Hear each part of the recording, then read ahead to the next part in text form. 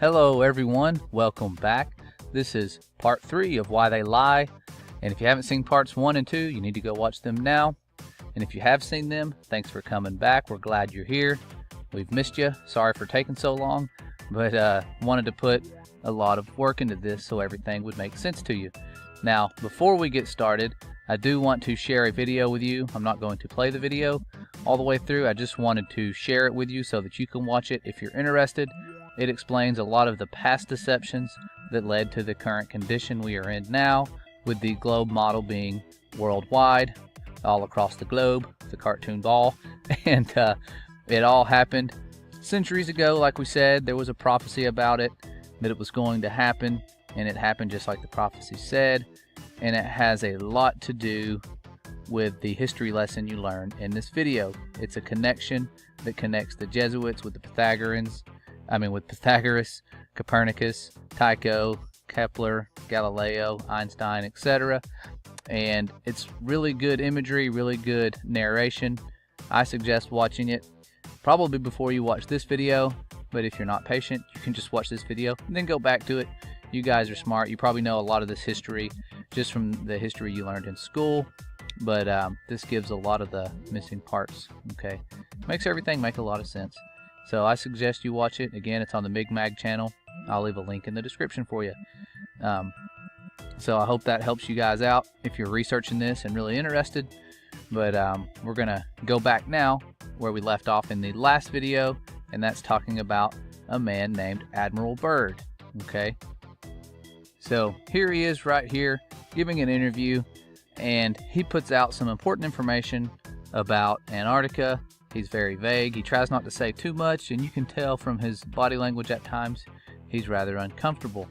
And he's someone who kind of, says some things about Antarctica that I wasn't aware of, and makes you kind of get intrigued by Antarctica. And the more you dig, the more you find out there was some crazy stuff that will turn pretty much anybody into a conspiracy theorist and make you want to go there and find the edge of the earth.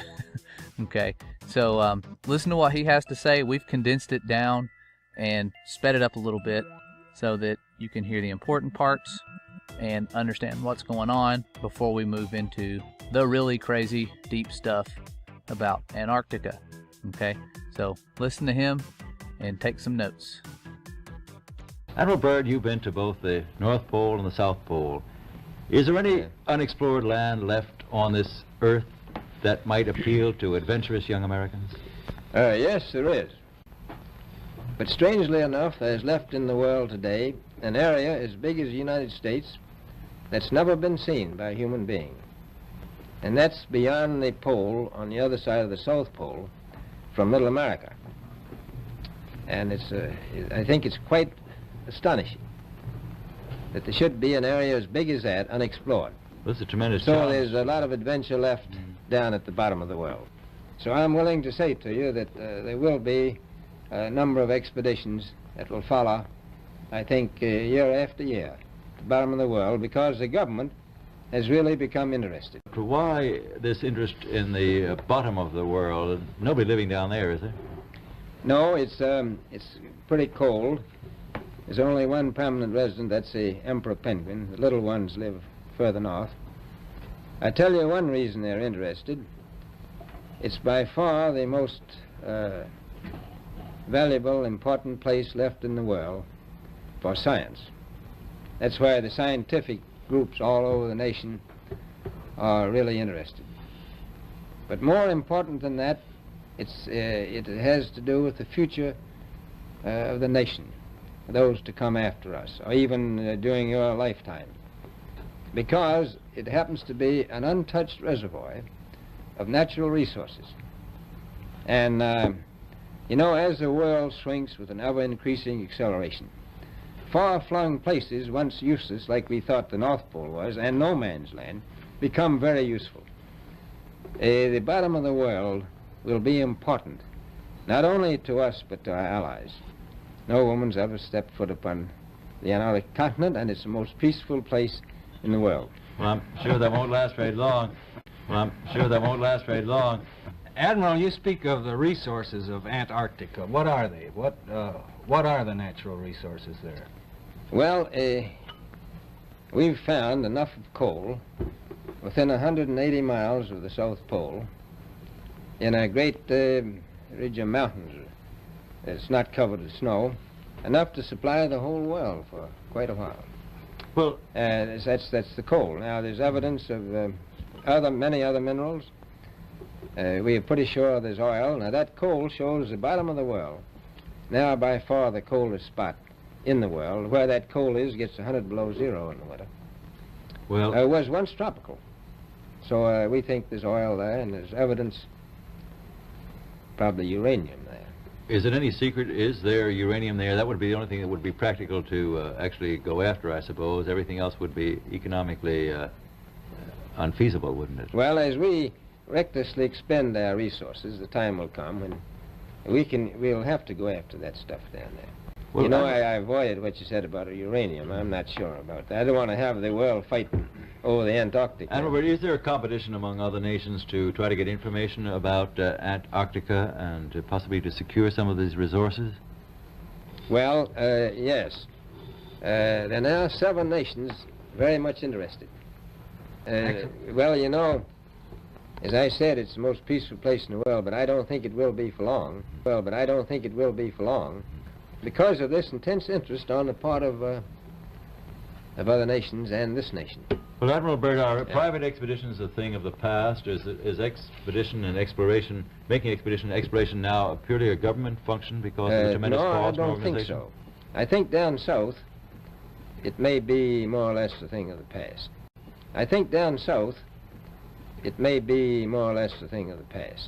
But not other expeditions that go there. A lot of them go north now. This latest expedition now on the way is a government expedition, I take it. Yes, that's the government. Admiral Byrd, may I ask you, is there a great difference between the top of the world and the bottom of the world? There is. Now, the North Pole is the center of an ocean 10,000 feet deep. The South Pole, the center of a plateau, 10,000 feet high. Wow. So a lot of cool things covered by Admiral Byrd here. And if you want to watch the full interview, we'll have it linked in the description. But this guy just gave us some really good information about the resources involved with this place and how it's not going to be peaceful for much longer, which surprisingly, the most peaceful treaty we've ever had in the history of the world occurred with these world powers pretty much guarding Antarctica, making sure it's safe for science because of the penguins and ice. They want to study them all the time around the clock. And so that's what happened. We have your first scientific peaceful treaty, and it's still in effect today. Okay? But after this man, Admiral Byrd, dies, some really conspiracy theory type stuff starts happening, and then NASA forms, and it's really crazy. And we're about to get into that in just a second. But you noticed he said during the video probably 12, 13 times the bottom of the world, and he kept repeating that, so you would understand it's at the bottom of the globe and there's nothing left to see. And I don't think they found the bottom of the world. I believe they found something different. But there was a lot of operations he was a part of. Operation High Jump, because of course you have to get over the ice wall. Okay, followed by Operation Deep Freeze. And the Flat Earth map, of course, always usually has an ice wall around it, or some sort of circle, kind of like the Bible says, the circle of the earth. And what's beyond that is what most of us believe to be the firmament and where it meets the earth. Not exactly an edge that you can fall off of like they have in the famous pictures that you saw in your history books, or the ones floating around on YouTube. Anytime you look up flat earth, they just see a disc. That's not the shape of the earth at all. And the earth has a foundation, you know, it's got a firmament, lots of different things. But I'm not too sure about what's beyond Antarctica. There could be more land, okay? Really have no clue. There's lots of different maps floating around with things beyond Antarctica and claims of finding really old maps that have continents beyond it. Could be lots of resources out there. They could be hiding a lot more, but I really don't know. But either way, there is a large ice wall, and they did explore beyond it, and what they found caused them to do some really crazy things. immediately after the death of Admiral Byrd. So let's look at what someone has to say. His name is Rob Skiba. If you've never heard of him, here is his website called testingtheglobe.com. It's a really cool website where he breaks down a lot of his research and findings, but he's got a YouTube channel. He was a biblical scholar at one point, not wanting to prove the earth was flat. He's looking for the curve and ends up becoming one of us crazy people wearing the tinfoil hats.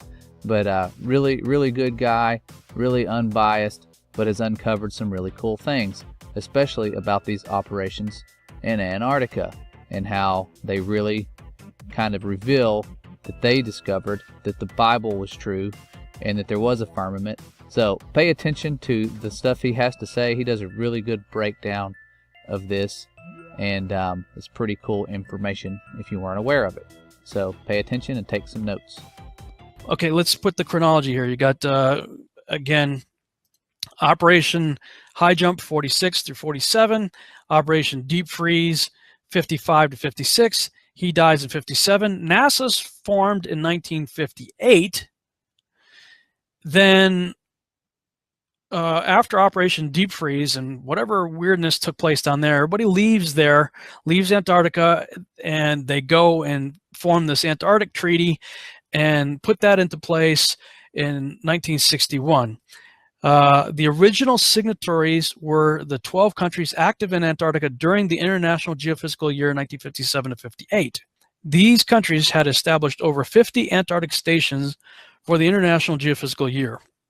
Something happened down there after Operation Deep Freeze, and presumably about the time that Admiral Byrd died. So all these nations that I just talked about here, they leave there, they come back, they sign this Antarctic Treaty. At the same time, NASA is formed, and right away, the United States and Russia start launching high-altitude nuclear bombs in the atmosphere. If they're trying to avoid a conspiracy, they're not helping with the names. You've heard me say it before. I'm going to say it again. You know, you got Operation High Jump, Operation Deep Freeze. NASA's formed, they signed this Antarctic Treaty, and then when you look at the high-altitude nuclear bomb tests, the Thor missile was also used to lift warheads into near space to conduct high-altitude nuclear explosion tests. These shots were collectively called Operation Fishbowl. A series of high-altitude nuclear tests in 1962 that were carried out by the United States as part of the larger Operation Dominic nuclear test program. Now, with the tinfoil hat on, playing conspiracy theory here, the flat earthers are claiming, and I think it's a reasonable claim, that, you know, if that model is true, then we know we have a circle, the circle of the earth as described in the Bible, surrounded by Antarctica, the outer rim, that has a 200 or 300 foot ice wall, cliff, that keeps everything in, hence Operation High Jump. You got to get over that, right? So it looks like, at least from the flat earther perspective, that probably during Operation Deep Freeze, they may have found the edge of the dome, presumably anywhere from 800 to 1,200 miles inland from the coast. Then everybody pulls out, signs this treaty, says nobody can go back except under the express guidelines of the international community that signed the treaty. So then all of a sudden the United States and Russia engaged in these high-altitude nuclear tests, and the United States calls theirs Operation Dominic, within which we have Operation Fishbowl. So it appears that whatever happened in Antarctica, everybody got kind of maybe nervous or excited or whatever and said, okay, what is the deal? Our assumption is the solar system is, you know, set up in the Copernican model, and but yet maybe they found a dome and they started to question all that. So the first thing they do is send out probes to go, wait a minute, what in the world? If we're in a dome, how high does this thing go? So they start launching high altitude nuclear bombs. And if you look at the videos on Operation Fishbowl and Starfish Prime and all those high altitude tests, I mean, it looks like they're hitting something up there. I mean, at least from a conspiratorial tinfoil hat wearing perspective, that's what it looks like. Now, this is what blew my mind. So, you know, you talk about Operation Fishbowl, but check this out. I'm going to take you to I'll put the screen share back up here. Take you to a one of those name websites. I like using behindthename.com. Look up the name Dominic, and again, just double check it here. Dominic, D-O-M-I-N-I-C. Look up Dominic, D-O-M-I-N-I-C, from the late Latin name Dominicus, meaning of the Lord. Fishbowl is part of Operation Dominic. It looks like they are sending high-altitude nuclear bombs to test the fishbowl of the Lord, i.e. the firmament. Yeah, this is definitely one of those things to make you go,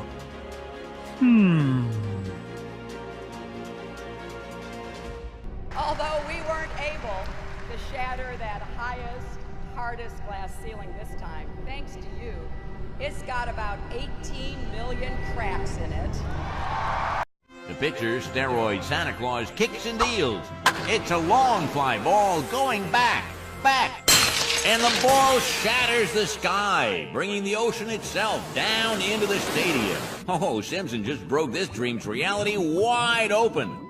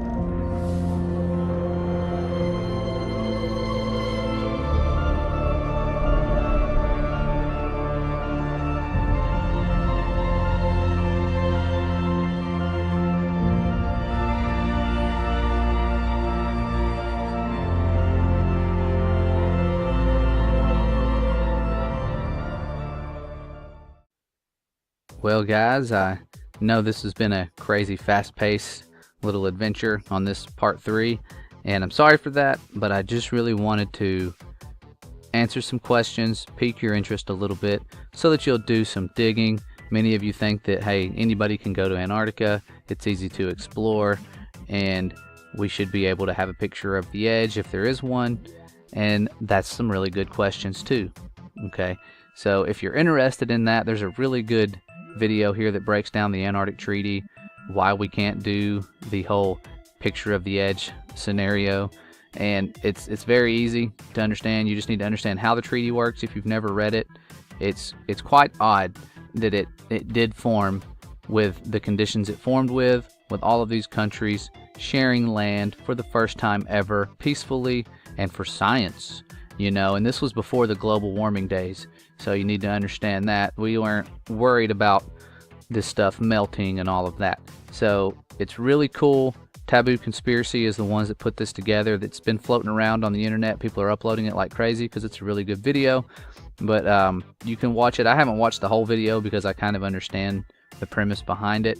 And but if you're interested and you really want to see why we can't go see the edge, other than the fact that it cost an arm and a leg, about $40,000 or more last time I checked, because I really actually wanted to go there. And I have summers off, so it would have been perfect. It would have been cool. But I don't have that kind of money. And Bill Nye challenged us to go to the edge, to drive a car to the edge, as a matter of fact. So I tried. It went in the ocean. But, you know, it would be fine and dandy. I would go to the edge in a heartbeat if I had the protection and I wouldn't end up vanishing and dying like the people that have tried before me who have gone on private expeditions. Okay, and they had yachts and all those cool things and resources that I didn't have. So I would love to go there. Of course, we're all intrigued by it. It's kind of like the Truman Show movie where he runs into the edge. Once you kind of know it's there, you're obsessed with it. And try not to get too obsessed and sound too crazy. It's a lot to take in. And the crazy thing is that the Bible is true, God's Word is true, and we are safe from aliens or anything like that on either model, but especially the fact that we are protected, we are special, we are unique, we are a beloved creation, we are one of a kind, and that's why I'm here. It's not to be famous and be well known. I want God's Word to be known and His truth to be seen, and I want you to find that love that is unspeakable, full of joy, something that I've experienced, and I hope and pray that you guys can. It's something really awesome, and it's so great. You can't explain it. It's unspeakable joy, and that's the best way to sum it up. And I hope you guys are doing good. Everything's going great for you. Thanks for tuning in to part 3. I think this will be the last one, unless you guys want something else, but I think this will be the last one of this series of why they lie. There are a lot more reasons to why they lie, but I wanted this to be short and as simple as possible. Okay, so thank you guys for tuning in. Hope you're doing good. As always, God bless.